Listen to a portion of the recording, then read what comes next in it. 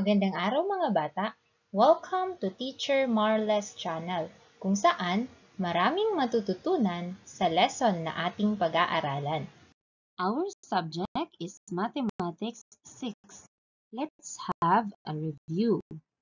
What do we call the numbers that we add or numbers to be added? It has 7 letters.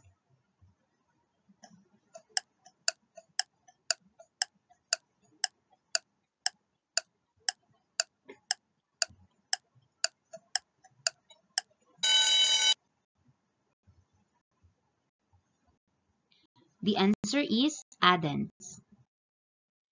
The answer in addition is called blank. It has 3 letters.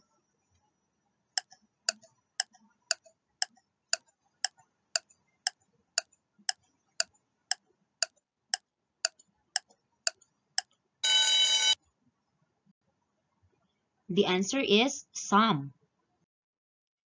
The number from where we subtract is called blank. It has 10 letters.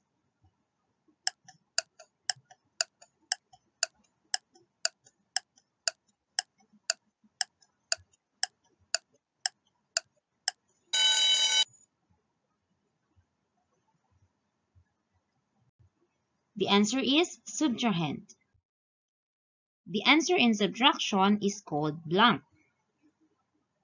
It has 10 letters.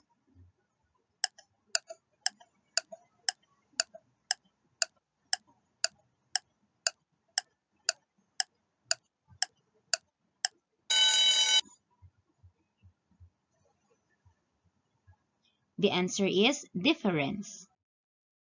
Our objective for today's lesson is to add and subtract decimals and mixed decimals through 10,000s without or with regrouping. Addition of decimal numbers. Decimal is defined as a number whose whole number part and the fractional part is separated by a decimal point. 27 is the whole number. 489 is the fractional part. Then this is the decimal point. Standard form is the usual way to write a decimal. 7 and 32 hundredths. For word form, writing the decimals in words. 7 and 32 hundredths. 1,246 and 4,726 ten-thousandths. So this is the place value chart. 1 thousands, 2 hundreds, 4 tens, 6 ones. The decimal point read as end. 4 tenths, 7 hundredths, 2 thousandths, and 6 ten-thousandths.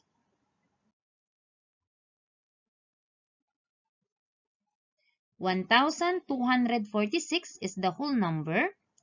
4,726 is the fractional part. And this is the decimal point.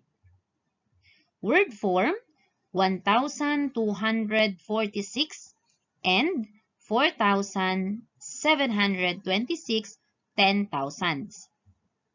Standard form, 1246.4726. Here are the steps in adding decimals. First, write the numbers in column and align the decimal point. Second, if necessary, write zeros in empty decimal place values so that numbers have same length or decimal places. Third, add or subtract starting from right. Don't forget to put the decimal point between the whole number and the decimal parts. Let's try to answer this. What is the sum of 5,345 ten-thousandths, 5,672 ten-thousandths, 763 thousandths, and 1 and 3 thousandths?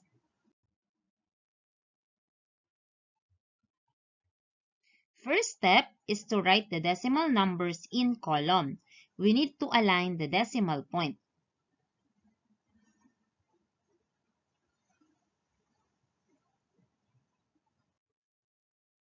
Second, we need to write zeros in empty decimal places.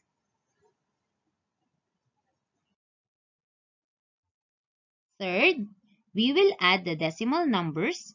We will put the decimal point between the whole numbers and decimal part. 5 plus 2 is equal to 7. 4 plus 7 plus 3 plus 3 is equal to 17. Carry 1, bring down 7. 1 plus 3 is 4, plus 6 is 10, plus 6 is 16. Carry 1, bring down 6. 1 plus 5 is 6, plus 5 is 11, plus 7 is 18. Carry 1, bring down 8. 1 plus 1 is equal to 2. And don't forget to put the decimal point. The answer is 2 and 8,677 10,000ths. Example number 2. Find the sum of 4 plus 2,867 10,000ths plus 13 and 5/10ths plus 1,234 10,000ths. The first step is to write the decimal numbers in column and align the decimal point.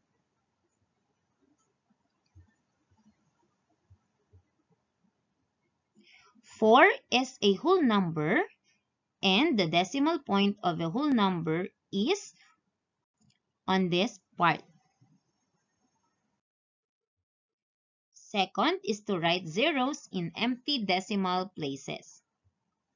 Decimal point of the whole number 4, then we will add zeros.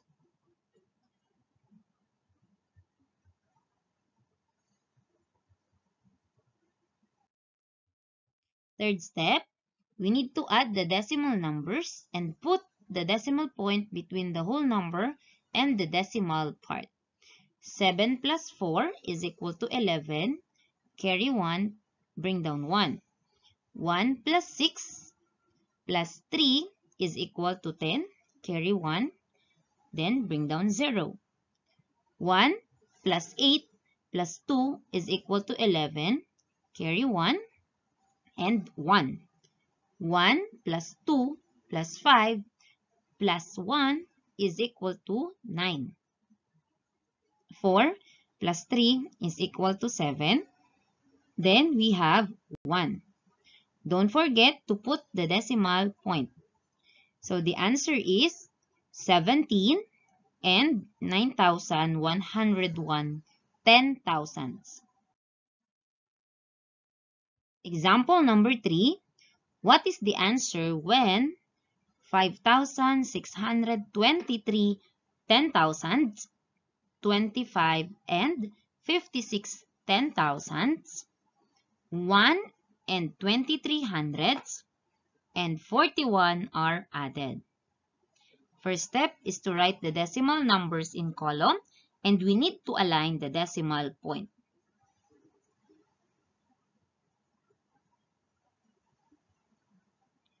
Again, so this is a whole number and the decimal point of a whole number is in this part. Second, write zeros in empty decimal places.